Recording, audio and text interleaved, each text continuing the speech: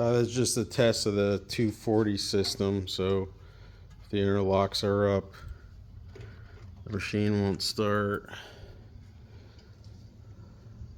It's got the light. If the guards are adjusted out of spec, it won't turn on.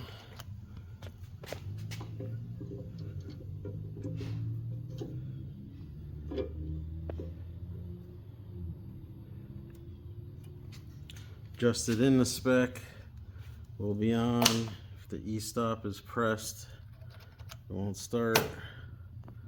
So now it's depressed. It's wired for 240. We're doing a low voltage test at 120 volts, so